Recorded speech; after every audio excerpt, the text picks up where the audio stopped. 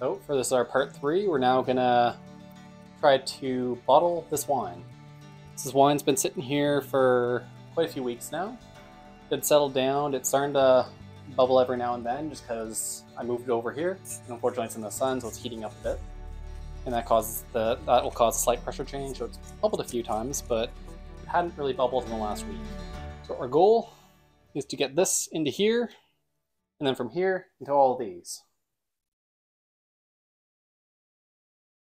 Everything has been sterilized. I can go over how I did the bottles. Everything's soaked in food grade sanitizer. This is called a bottling wand. And what it does is it has a little mechanism here. When it hits the bottom of something, that part moves in and that lets water through. And so I'm just kind of using it right now as an extender. So when we start pumping, it might be easier to get this started than it was last time. So what you're seeing is you're seeing a lot of bubbles in there. That is residue from all the sanitizer that's in here. It's food grade, so it is normal to have it in there. So getting this started can be a little difficult, but once it goes automatically. It's the auto back and the auto siphon. And now we wait. A lot easier than last time. Yeah, last time it took a couple of cranks. Yeah, I think adding the little bottler at the bottom helps. So as we get towards the end of this, we'll dump this out once we get all the majority of the fluid out. And then you'll be able to see all the scum that kind of separated out at the bottom, which is why we had this step in the first place. It smells pretty good. Get a nice fruity aroma. Tasted good when we tried it last time. In my experience, it might not taste quite as good now. Then it'll need to age for a little bit, and then the flavor comes back very well. I don't know why, but I find when it's still kind of fermenting and you taste it, it's actually like exceptionally good. Then it needs a little bit of aging after. So what you're saying is I can't drink it tonight? You might be able to. I mean, I was actually, to get the bottles, like all of those came from previous wines that I'd made, then I dumped out. And I have a rule whenever I brew is I always make everything dry, like absolutely no sugar, as little sugar as possible. And my conclusion was, after throwing out 3 or 4 gallons worth of wine, was fruit wines need sugar in them. So I kept a few, and I just mixed them with like a tonic or something. They're actually quite good. My big successes were raspberry wine's exceptional. Nice. Raspberry wine, strawberry wine, very good. Some failures, or I personally didn't like. I did pomegranate wine, which had a kind of, I don't know if I just didn't filter it properly, but it had kind of a gritty taste to it. But again, with sugar, probably could have been quite good. Now we're slowing down as the pressure gradient's kind of going away, because this isn't that much higher than this. So I'm guessing we'll have about 15 liters, give or take. Yeah. You're at 10 We'll right actually now. get a count on it from here, because everything in here should be able to be bottled. The unfortunate thing about this wine is it's very hard to see. Oh, yeah, some other things I did. Blueberry wine turned out very interesting. Again, needed sugar. Has kind of a buttery taste to it, which I thought was an off flavor, like a contamination. But then I bought some actual like blueberry wine from New Brunswick, like the New Brunswick liquor place. It just tastes that way. Good to know, because I'll be probably harvesting a bunch of blueberries in the summer. Yeah, so definitely keep it sweet if you do the blueberry wine, because when I had it dry, it actually could have been quite good. It's just that buttery flavor was very dominant in it. So you need the sugar to kind of reflect that. Yeah, it smells very good. Beautiful, nice color.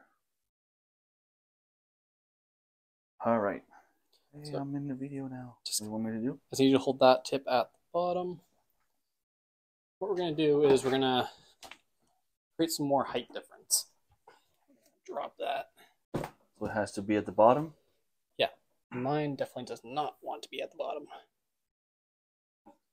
Now, this thing also has a built-in like spacer to kind of prevent it from hitting the bottom directly. Right. So there's a spacer at the bottom to, even if you put it to the bottom, it's not sucking right from the bottom.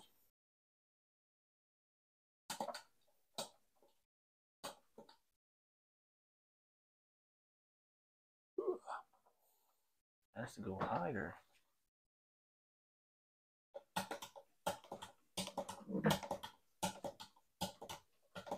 Was that thing all the way at the bottom? Yeah. Okay.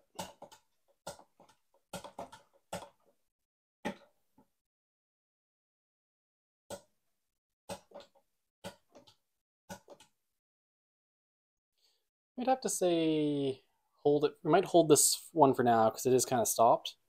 And what we'll do towards the end is once we bottle all this, we'll dump that out quickly and try to set, like, the top pours faster than the sediment. So we'll pour it out into here and then bottle that separately.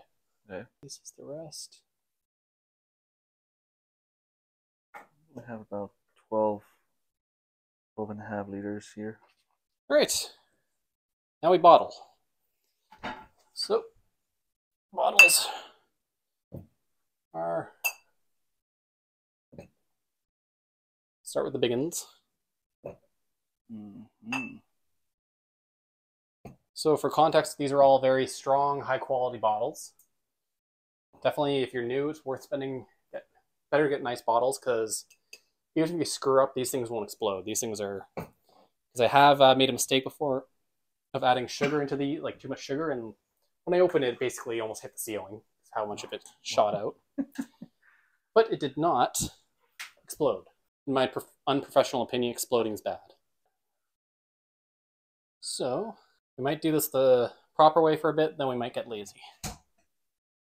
Because I do have a way I normally do this. I was trying to do this a little bit more efficiently. Put this in my crotch. There you go.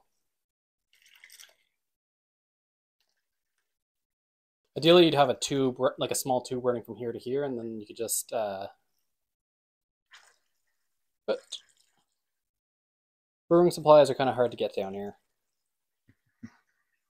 And most of my brewing supplies have either broken by this point or I kind of downsized a lot. I meant this is aerating it quite a bit, so we're not going to do another one like this. I'll show you what we're going to do next. Nothing like showing the failures on camera, then people know exactly what not to do. Exactly. That's how I like to teach. I like all my videos to be, don't do this. Actually. You could be dropping this in my mouth, exactly. That's exactly what we're doing. Good luck. I want to see if it's poison.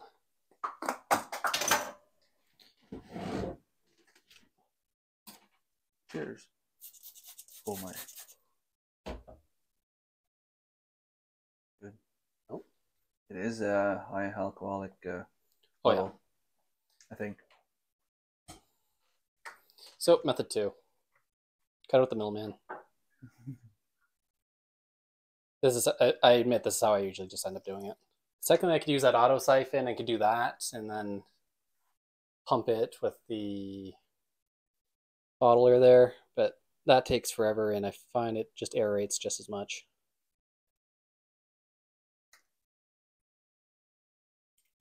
One done.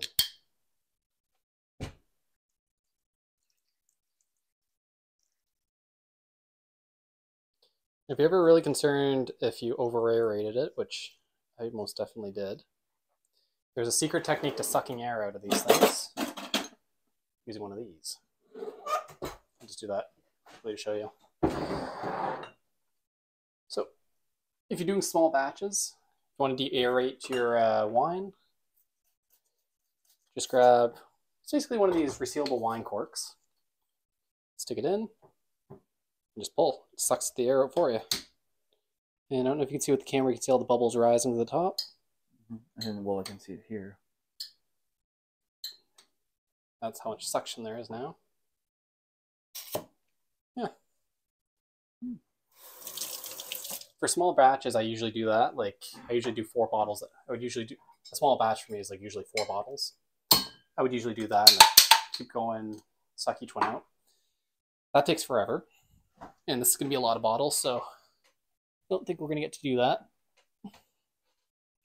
So this is the second bottle you've done down there?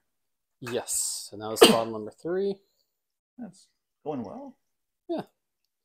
So we'll keep an eye on, like, we'll use the big ones for the night because this should be the nicer stuff. And then when we do that pour off for the extra, we'll do that in like maybe the small bottles to mark them. not a big deal. You just what you want to do is when you pour it out, just pour the top part off and leave the bottom. And is there a max amount of wine you can put in a bottle? Nope. You want to fill it up as much as possible though. Okay. Because the more you fill it up, the less air that's physically in the bottle with the wine, and less air, the better. The most ideal still being like if I had a tube that could fit over this. Whatever works. Put it this way, I've never had a wine actually oxidize before, and I've done much lazier things than this. So we ended up with about 15 liters of delicious wine.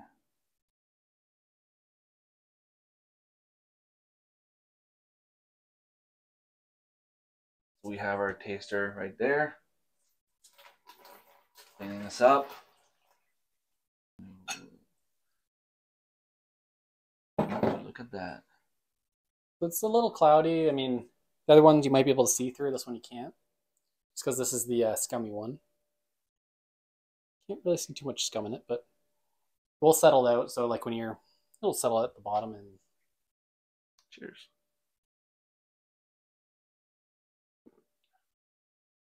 Definitely the sugar content went down. Like it was way sweeter the first time. Oh yeah, but it's still very good. Ooh. Kind of like a mild sweetness to it. Bit of a bitter aftertaste, which will age out.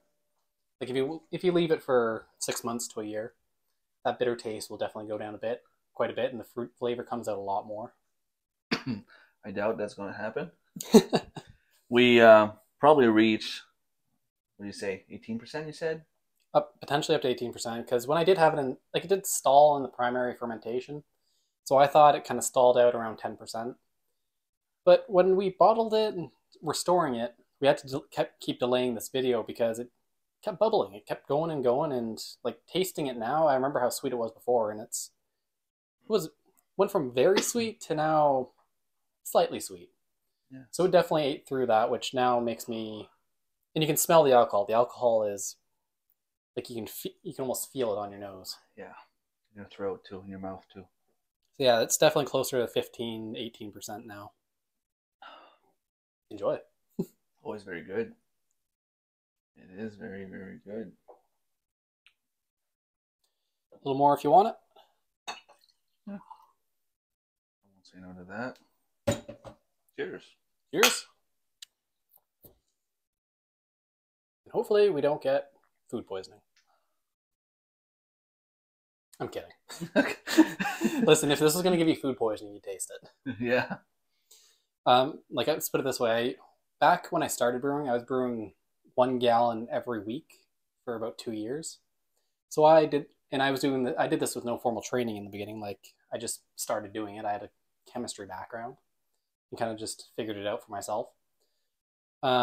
Still never managed to poison myself. The only way you're really gonna hurt yourself or poison yourself is if you start distilling your wine, like to make liquor. That you can kill yourself very easily. So do with proper training. You also need a license for it in Canada, I think. Okay. Well, I'm not gonna do it. I love the wine. I'm gonna stick to that.